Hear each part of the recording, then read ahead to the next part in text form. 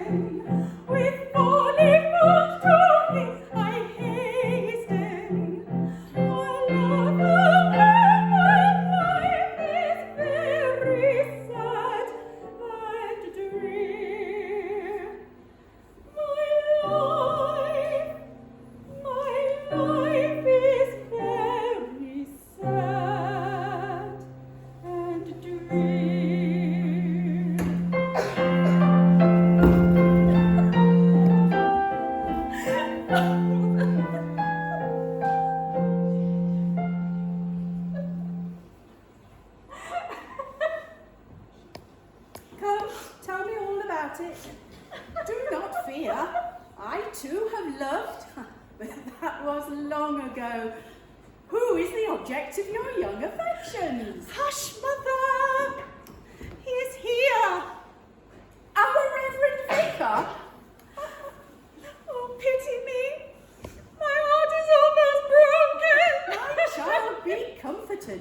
To such an union I shall offer no opposition. Take him, he's yours. May you and he be happy. But, Mother dear, he's not yours to give.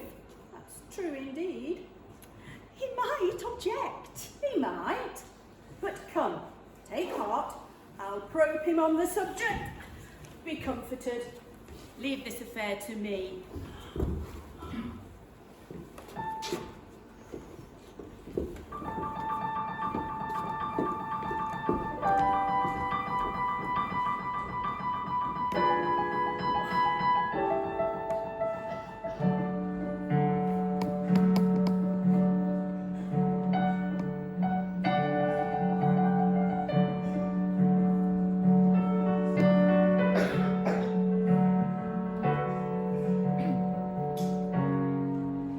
The air is charged with arbitrary numbers.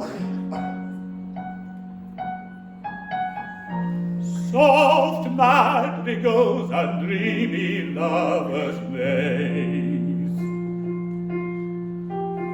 Peace, peace, old heart, why waken from its slumbers? The aching memory of the old days.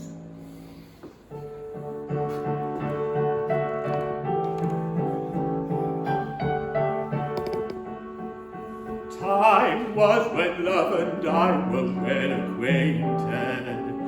Time was when we walked ever hand in hand. A saintly youth, all worldly thought untainted, none better loved than I in all the land. Time was when maidens of the noblest station, forsaking even military men, would gaze upon me wrapped in adoration.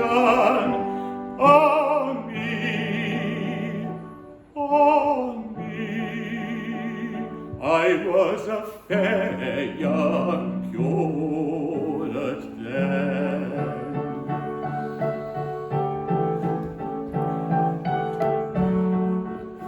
Had I a headache? Sighed the maids assembled. Had I a cold? Welled forth the silent tear. Did I look pale? Then half the parish trembled, and when I coughed, all thought the end was near. I had no pain, no sorrow hung around me, for I was loved beyond all other men. Fled gilded dukes and belted earls before me.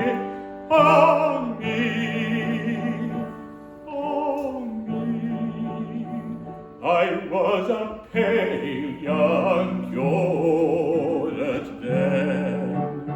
A pale young curate, a pale young curate.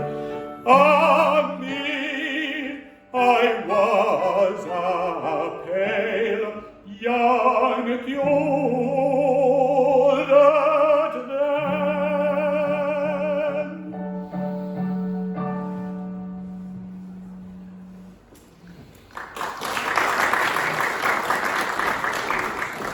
Good day, Reverend Sir. Oh, good Mrs. Parklet. I am glad to see you.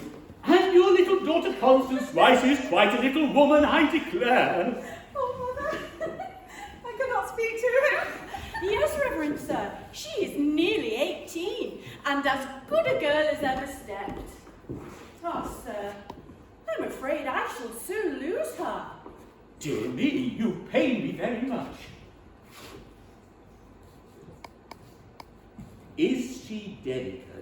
Oh, no, sir. I don't mean that. But young girls look to get married. Oh, I take you to be sure, but there's plenty of time for that, Mrs. Bartlett, plenty of time for that. 4 or 5 years hence, Mrs. Bartlett, 4 or 5 years hence, but when the time does come, I shall have much pleasure in marrying her myself to some strapping young fellow in her own rank of life. Oh, he does not love me. I have often wondered, Reverend Sir, if you'll excuse the liberty, that you have never married. Be still, my fluttering heart. A clergyman's wife does so much good in the village. Besides, you are not as young as you were, and before long you will want someone to nurse you and look after your little comforts. Mrs. Bartlett, there is much truth in what you say. I am indeed getting on in years, and a helpmate would cheer my declining days. Time was when it might have been, but I've left it too long now. I am an old fogey, am I not, my dear? A very old fogey indeed. No, Mrs. Bartlett, my mind is quite made up. I shall live and die a solitary old bachelor. Oh, Mother, Mother! Come, come, do not fret. At a more fitting time, we will try again. We will try again. Poor little girl. She seems to have something on her mind. She is rather comely. Time was when this old heart would have throbbed in double time at the sight of such a fairy form. But tush, I am puling. Ah, here comes the younger Alexis and his proud and happy father. Let me dry this telltale tear. Some Marmaduke, my dear young friend Alexis, on this most happy, most auspicious plighting, permit me, as a true old friend, to tender my best, my very best congratulations. Sir, you are most obliging. Dr. Daly, my dear old tutor, and my valued pastor, I thank you from the bottom of my heart.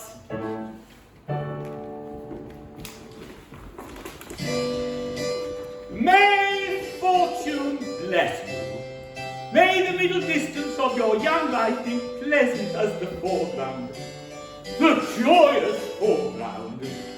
And when you have reached it, may that which now is the far-off horizon, but which will then become the middle distance, in fruitful promise be exceeded only by that which will have opened, in the meantime, into a new and glorious horizon. Dear sir, that is an excellent example of an old school of stately competence, to which I have throughout life been much addicted. Will you oblige me with a copy in clerkly manuscript, that I may self-make use on the appropriate occasion? Sir, you should have a fairly written copy, ere Saul has sunk into his western slumbers.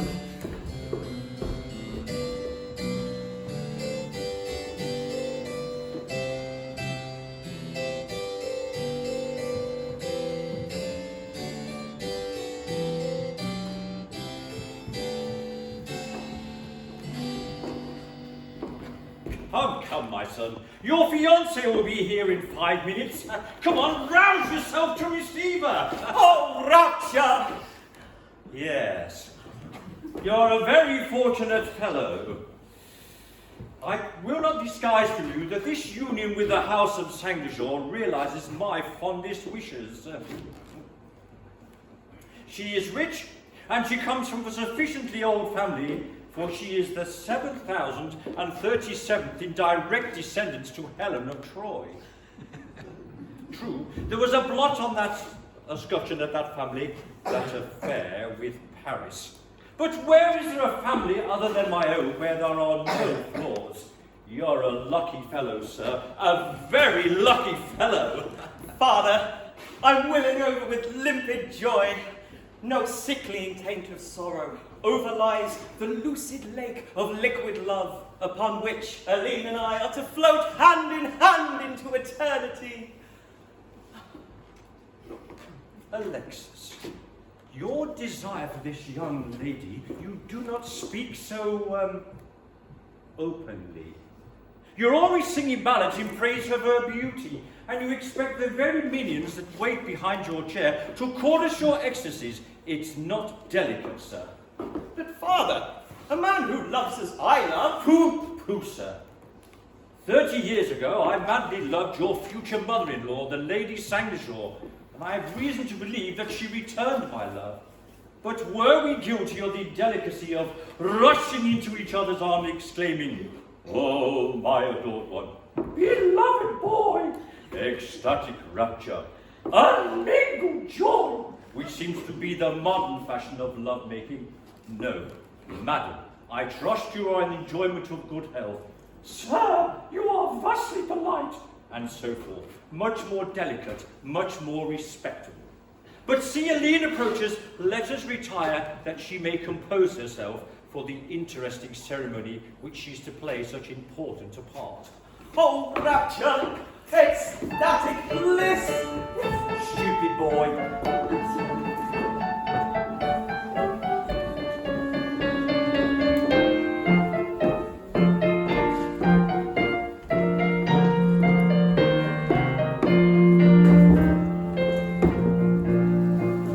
With heart and with voice, let us welcome this meeting to the youth of our choice. With a heart palpitating comes the lovely Aline, comes the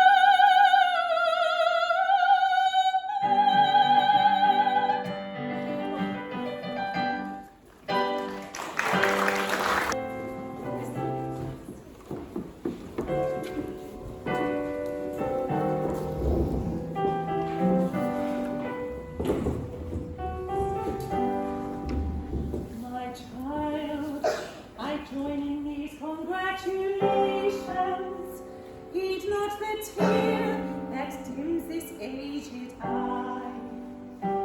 Old memories crowd around me. Though I sorrow, 'tis for myself, believe, and not for thee.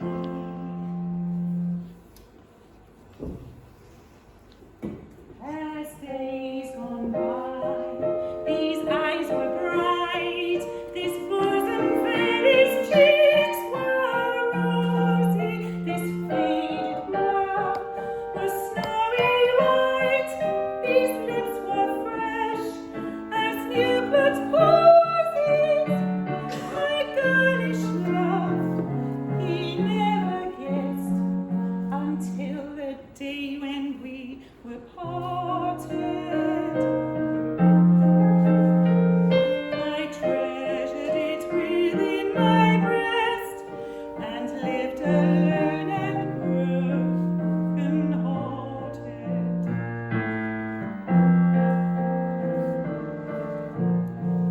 These cheeks are wan with age and care.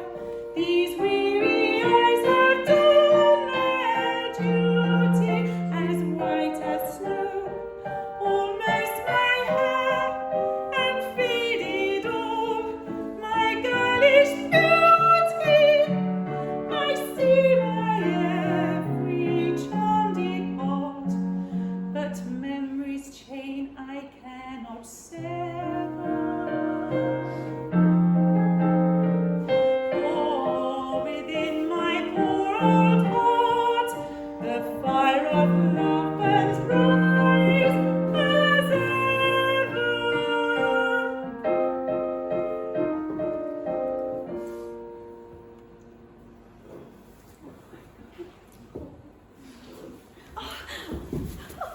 Oh, my adored one! Oh, beloved boy!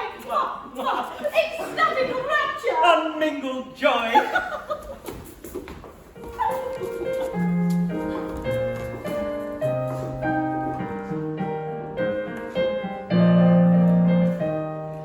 Welcome joy, adieu to sadness, as aurora gilds the day, so those eyes twin orbs of gladness chase the clouds of care away. Irresistible incentive bids me humbly kiss your hand. I'm your servant, most attentive to command. Bound and oration, mad of fascination, to indulge a lamentation, to occasion do I miss golden distraction, my maddening inaction. I find some satisfaction in a posture like this. Signature immortal, signature divine, take me to my portal, angel, oh, be mine, immortal, divine, angel, oh, be mine.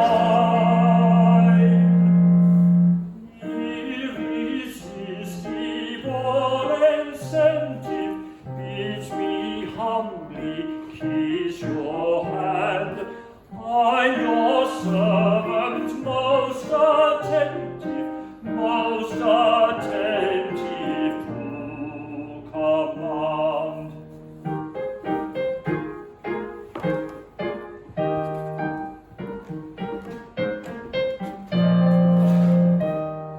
Sir, I thank you most politely for your gracious courtesy. Compliment more truly knightly never yet was paid to me. Chivalry is an ingredient sadly lacking in our land. Sir, I am your most obedient to command. Oh, with adoration, mad with fascination, to indulge my lamentation, no occasion do I miss. All the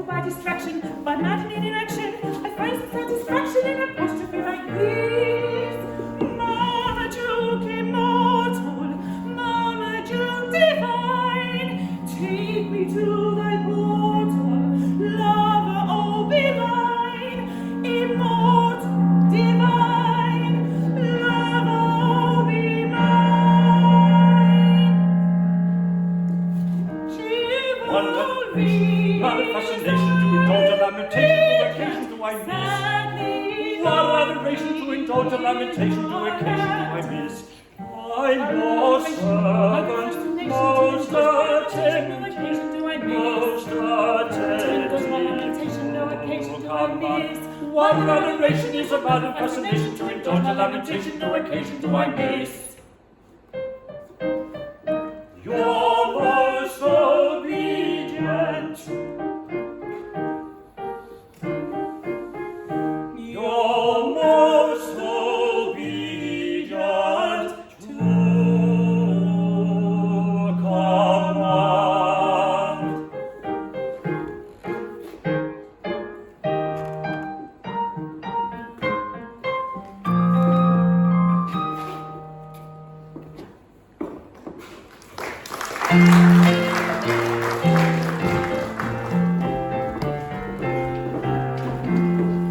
All is prepared for sealing and for signing. The contract has been drafted as agreed.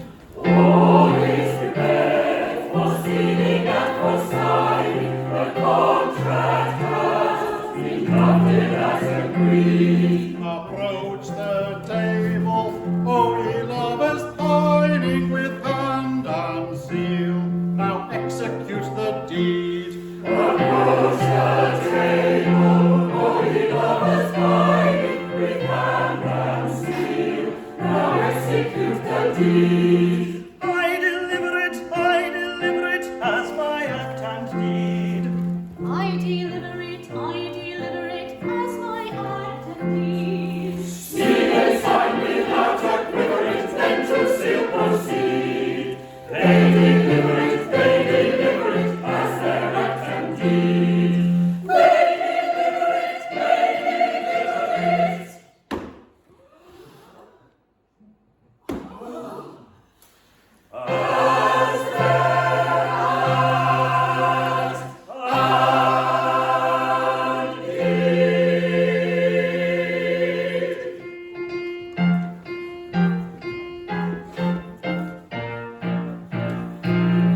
Hungry boys, let us welcome this great kingdom here to rejoice with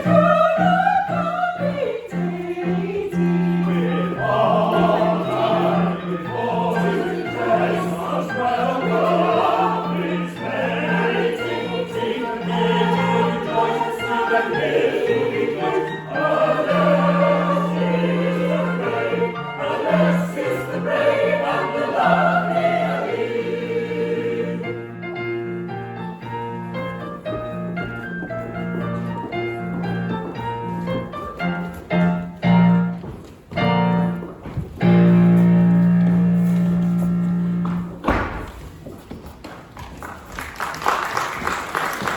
We are alone.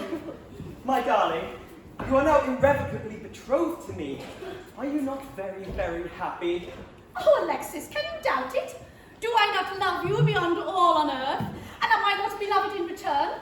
Is not true love, faithfully given and faithfully returned, the source of every earthly joy?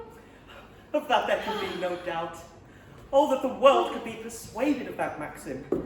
Oh, that the world could break down the artificial barriers of rank, wealth, education, age, beauty, habits, taste and temper, and recognize the glorious principle that in marriage alone is to be found the panacea for every ill.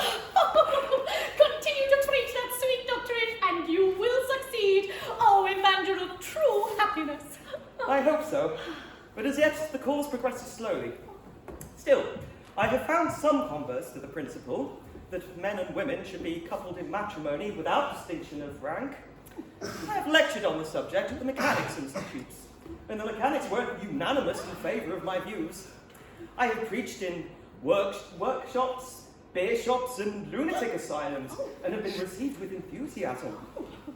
I have addressed navvies on the advantages that would accrue them if they were to marry wealthy ladies of rank, and not a navvy dissented. Oh, noble fellows! And yet there are those that hold that the uneducated classes are not open to argument. And what do the countesses say? Why, at present it cannot be denied the aristocracy are held aloof.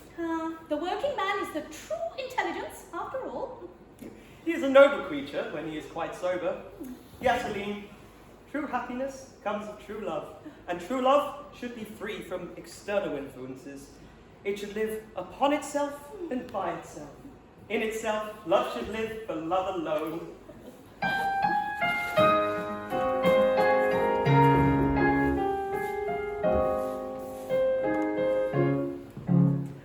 Love feeds on many kinds of food. I know some love for rank and some for duty. Some give their hearts away for empty show, and others love for youth and beauty. To love for money all the world is prone. Some love themselves and live all lonely. Give me the love that loves for love alone. I love that love, I love it only. I love that love, I love it only. Give me the love that loves for love alone. I love that love, I love it only.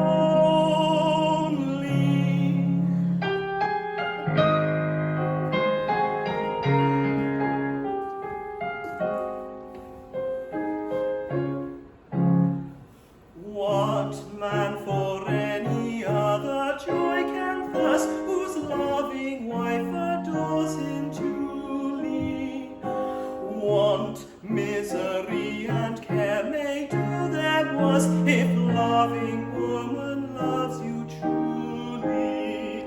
A lover's thoughts are ever with his own, none truly loved is ever lonely. Give me the love that loves for love alone. I love that love, I love it only. I love that love, I love it only. Give me the love that loves for love alone. I love that love, I love it only.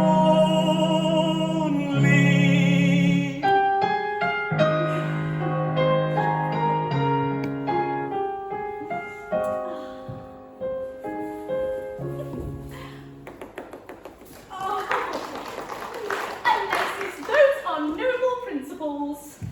Yes, Aline, I'm going to take a desperate step in support of them. Have you ever heard of the firm of J.W. Wells & Co., the old established family sorcerers in St. Mary Axe? I have seen their advertisement. They have invented a filter which, if report may be believed, is simply infallible. I intend to distribute it through the village, and within 12 hours of my doing so, there will not be an adult in the place who will not have learned the secret of pure and lasting happiness. What do you say to that? Well, of course, dear, a filter is a very useful thing in a house, but I don't quite see that it is the sort of thing that places its possessor on the very pinnacle of earthly joy. Aline, you misunderstand me. I didn't say a filter. I said a filter. You don't mean a love potion? On the contrary, I do mean a love potion. Oh, Alexis, I don't think it would be right. I don't indeed. And then a real magician. It would be downright wicked. Aline, is it or is it not a laudable object to steep the whole village up to its lips in love, then to couple them in matrimony without distinction of age, rank, or fortune? Unquestionably, but... Then, unpleasant as it must be to have to seek recourse to supernatural aid, I must nevertheless pocket my version in deference to the great and good I have in view. Hercules, boys! Yes, sir. Is Mr. Wells there? He's in the tent, sir, refreshing. He's in the tent so refreshing. He's in the tent so refreshing. Ask him to be so good as to step this way. Yes, sir. Yes, sir. Yes. Oh, but Alexis,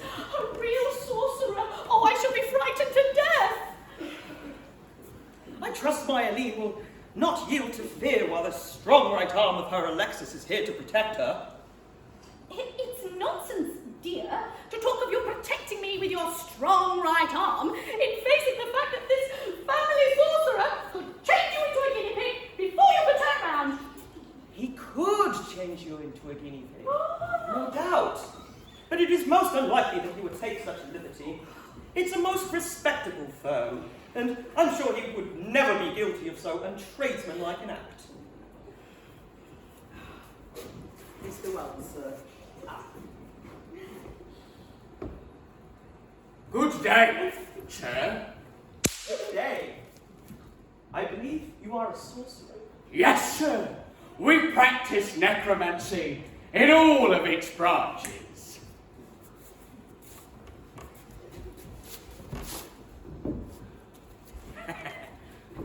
We have a choice assortment of wishing caps, divining rods, amulets, charms, and counter charms. We can cast you a nativity at a low figure, and we have an horoscope at 3 and 6, which we can guarantee. Or a Buddha chests, each containing a patent hag who comes out and prophesies disasters with spring complete.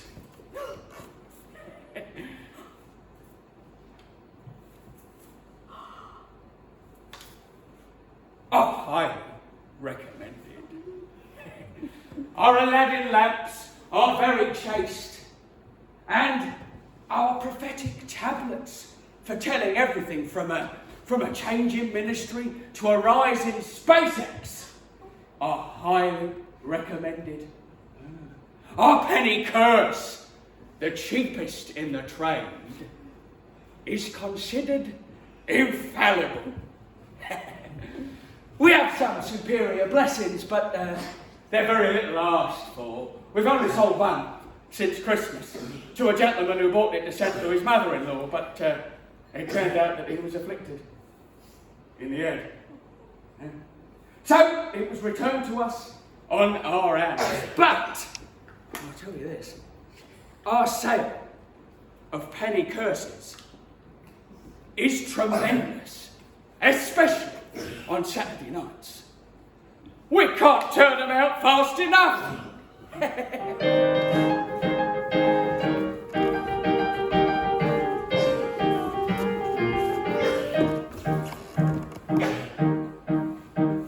My name is John Wellington Wells. I'm a dealer in magic and spells, in blessings and curses and heavy-filled purses, in prophecies, witches and knells.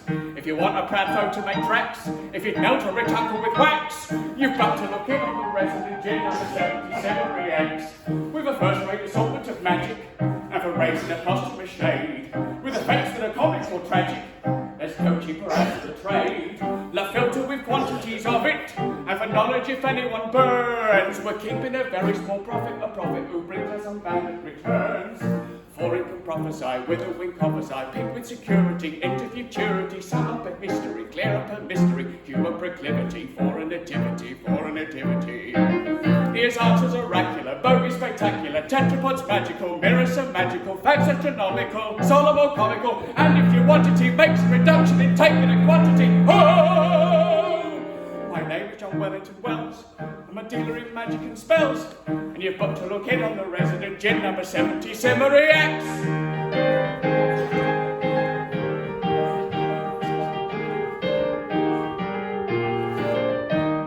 He can raise your hosts of ghosts, and that without reflectors, and creepy things with wings, and gaunt and grisly spectres. It can fill your crowds of shrouds, and horrify you vastly. It can rack your brains with chains, and gibberings grim and ghastly. And if your planety changes organity with an urbanity full of satanity, vexes humanity with an inanity fatal to vanity, driving your foes to the verge of insanity.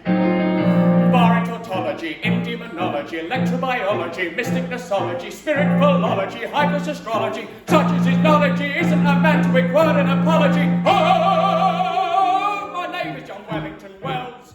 I'm a dealer in magic and spells, in blessings and curses, and never feel purses in prophecies, witches and knells. And if anyone anything lacks, he'll find it already in stacks. If he'll only look in on the resident chin, number 7078.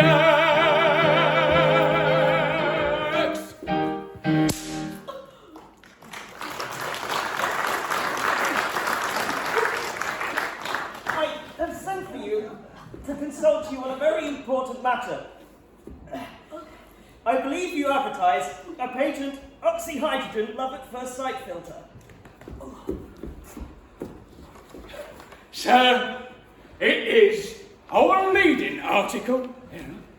Now, I want to know if you can confidently guarantee it as possessing all of the qualities you claim for it in your advertisement. Oh, sir, we are not in the habit of puffing our goods.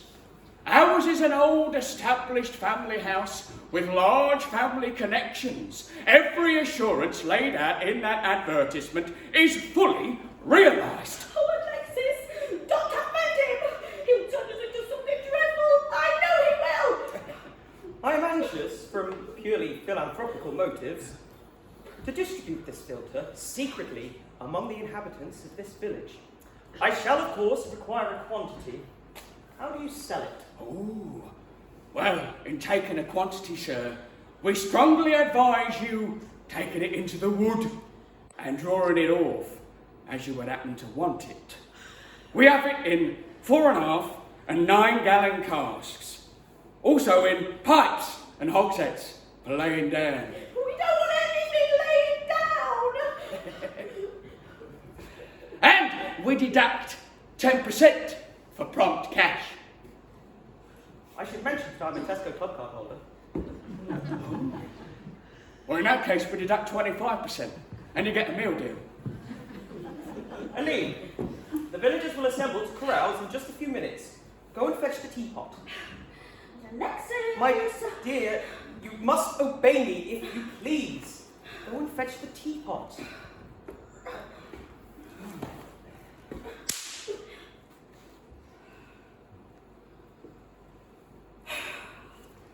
I'm sure Dr. Daly would disapprove of it.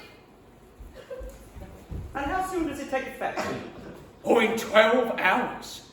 Anyone who drinks it loses consciousness for a period, and upon waking, as a matter of course, falls in love with the next lady he meets, who has also tasted of it, and his affection is at once returned. One trial shall prove the fact.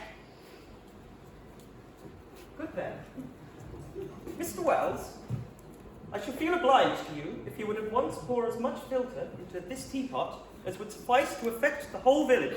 But bless me, Alexis, many of the villagers are married people. Oh, madam, this filter is constructed of the strictest principles.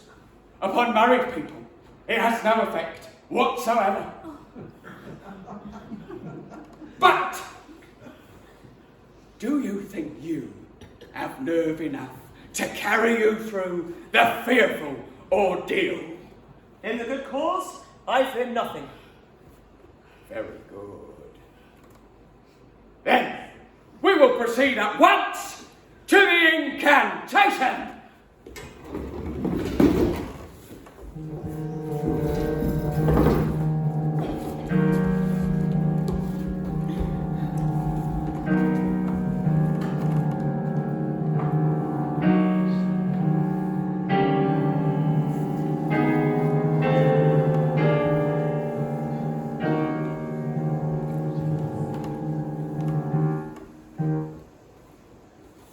Sprites of earth and air, fiends of flame and fire, demon souls come here in shows, this dreadful deed inspire. Appear, appear, appear.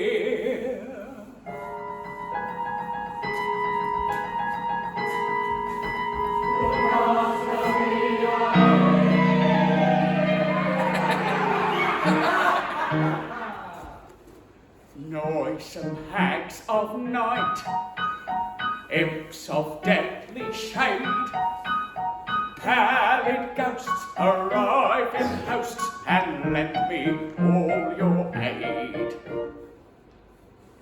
Appear, appear, appear.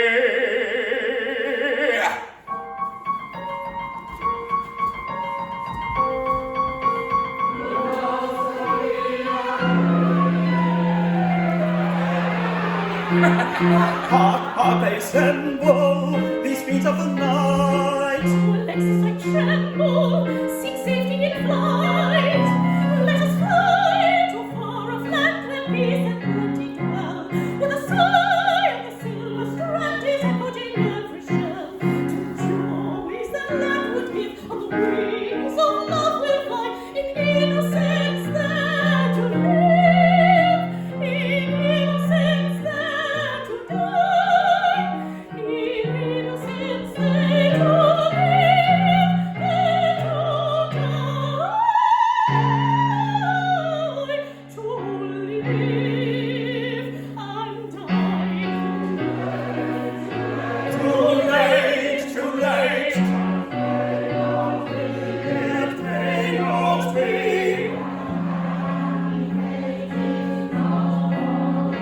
That happy fate is not for me.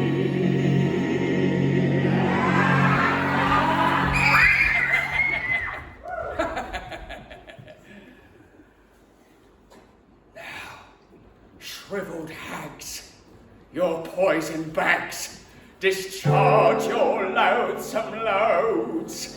Spit flame and fire, and holy choir, belch forth your venom toads.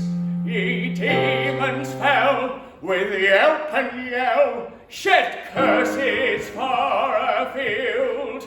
Ye fiends of night, your filthy blight, in noisome plenty yield.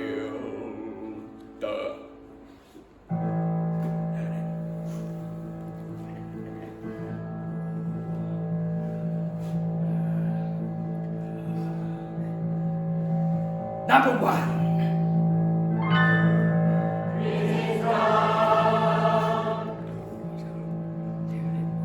Here we go. Number two.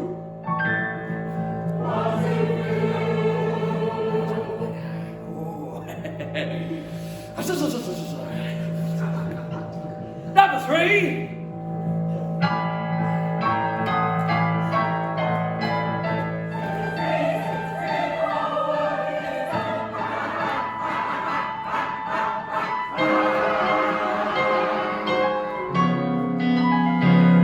Let us fly to a far-off land where peace and plenty dwell. Like to Where the land. sky on the silver strand is echoed in every shell. Like to land. Let it fly, let it fly, let us fly, let us fly, let us fly.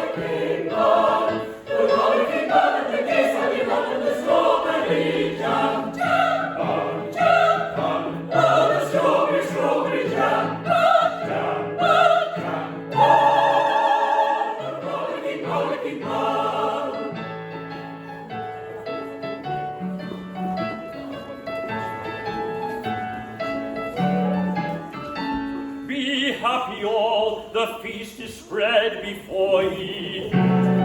Fear nothing, but enjoy yourselves, I pray. Eat, and drink, be merry, I implore ye. For once let thoughtless folly rule the day.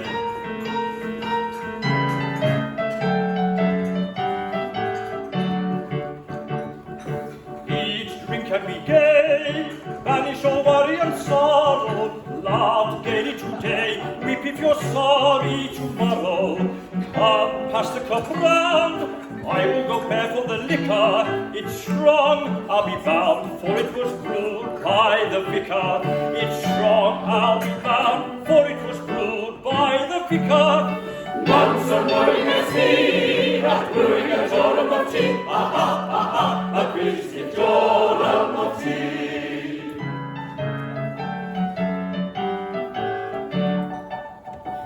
See, they drink, all thoughts unheeding, the teacups clink. They are exceeding, their hearts will melt in half an hour. Then will be felt the potion's power, then will be felt the potion's power, the potion's power.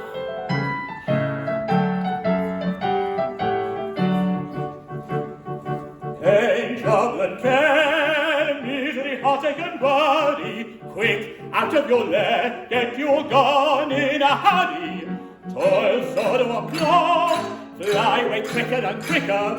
3 spoons to the pot, that is the brew of your vicar.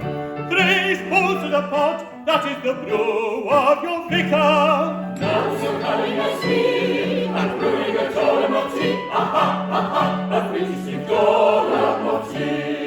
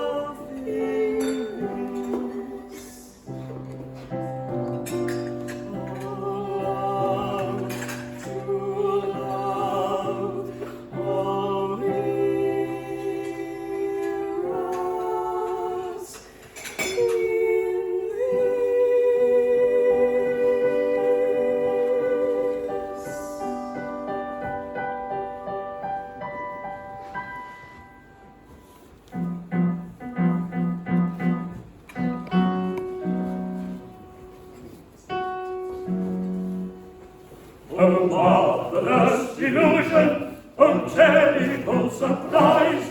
What is this strange confusion that fills my aching eyes? A marvelous illusion, oh, terrible